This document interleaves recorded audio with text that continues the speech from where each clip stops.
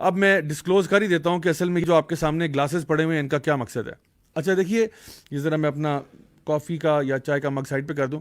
اچھا سب سے پہلے یہ جو ہے نا, یہ والا گلاس آپ دیکھ لیں.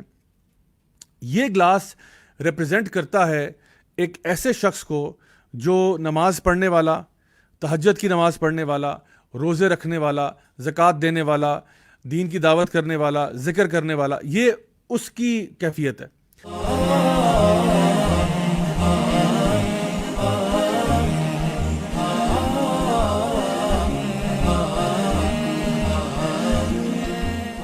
اور یہ ایک حدیث ہے صحیح مسلم کی جو کہ میں آپ کے سامنے ڈیمونسٹریٹ کرنا چاہتا ہوں پریکٹیکلی, تاکہ آپ کو نظر آئے کہ ایکچولی قیامت کے دن کیا ہوگا. تو نبی کریم صلی اللہ علیہ وسلم نے صحابہ سے پوچھا کہ کیا تم جانتے ہو کہ مفلس شخص کون ہے؟ تو صحابہ نے فرمایا یا رسول اللہ, مفلس تو وہ ہوگا جس کے پاس کوئی درہم یا دینار نہ ہو. یعنی بینکرپٹ پرسن کون ہوگا؟ بینکرپٹ وہ جس کے پاس پیسہ نہیں ہے. تو نبی کریم صلی اللہ علیہ وسلم نے ان کی اصلاح فرمائی اور کہا نہیں, ایسا نہیں ہے. اصل مفلس وہ ہے جو قیامت کے دن بہت سارے نیک اعمال لے کر جاتا ہے, نماز, روزہ, زکوٰۃ, تلاوت قرآن, دعوت دین, یعنی سب کچھ.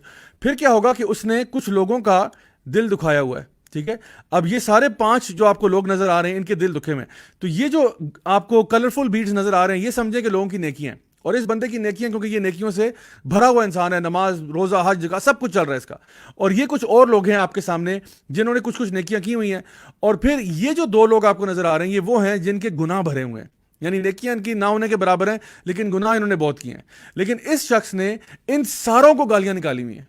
اللہ اکبر. اس شخص نے, حالانکہ یہ نماز پڑھنے والا ہے, تہجد پڑھنے والا ہے, ذکر کرنے والا, تلاوت کرنے والا, دعوت دین کرنے والا, لیکن زبان کا بہت تیز, گالیاں نکالنے والا, لوگوں کو انسلٹ کرنے والا, لوگوں کو مارنے پیٹنے والا.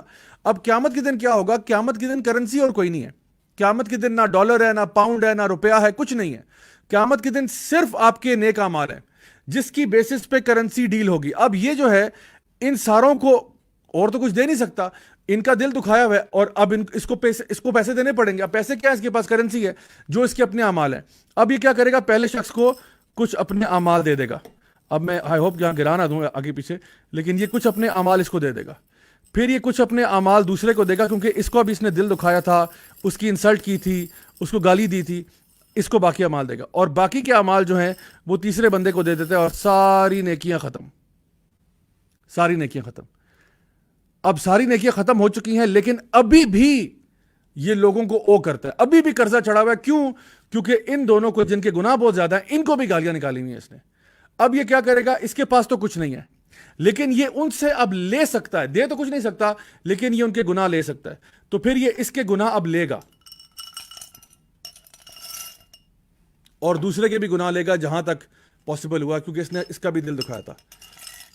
اور یہ اب دیکھیے اس کی صورتحال یہ بنی ہے کہ اس وقت یہ شخص جو ہے گناہوں سے بھرا ہوا ہے, نیکیاں لے کر آیا تھا اور اب گناہ لے کر واپس جا رہا ہے. اور نبی کریم صلی اللہ علیہ وسلم نے فرمایا کہ یہ وہ شخص ہے جو اصل میں مفلس ہے, یہ وہ شخص ہے جو اصل میں بینکرپٹ ہے, کہ بہت ساری نیکیاں لے کر آیا تھا لیکن چونکہ اس نے لوگوں کو گالیاں نکالی ہوئی تھی, لوگوں کا دل دکھایا ہوا تھا, اپنی زبان سے لوگوں کے سینے چیرے ہوئے تھے اس نے, اس لیے قیامت والے دن اس کو بدلہ دینا پڑے گا.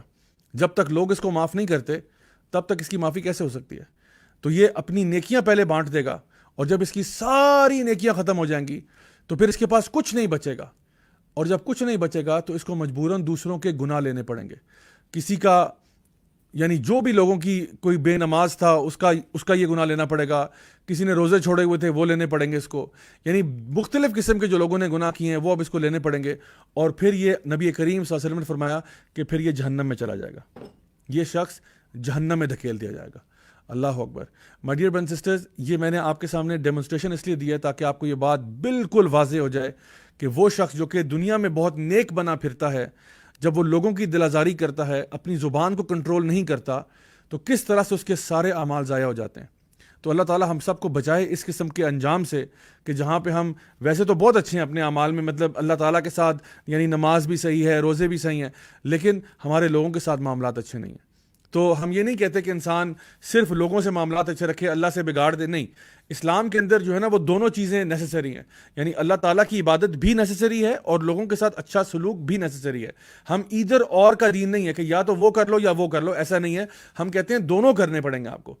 تو اگر ایک انسان نماز پڑھتا ہے، تلاوت کرتا ہے، باقی نیک کام کرتا ہے، اس کو چاہیے وہ اپنے لوگوں کے ساتھ بھی معاملات کو درست کرے.